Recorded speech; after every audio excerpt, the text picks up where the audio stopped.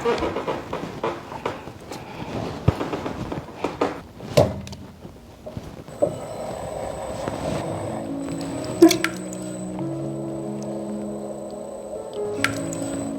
yaxşı görmək üçün gili elə nəmləndirmək lazımdır ki, nə bərk olmasın, nə də yumşaq olub dağılmasın.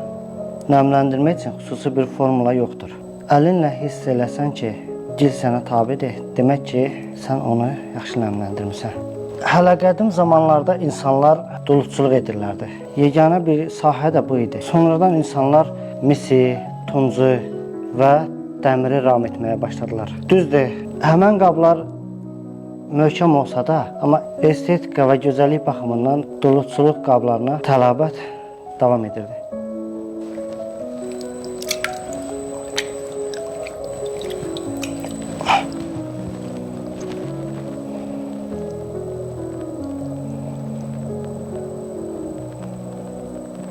Jugut üslubu ilə qabların və yaxud da əşyaların hazırlanması mərhələli şəkildə bir neçə günə aparılsa da, duluz çarxında bu iş bir neçə dəqiqədən maksimum bir saata qədər bitməsi lazımdır.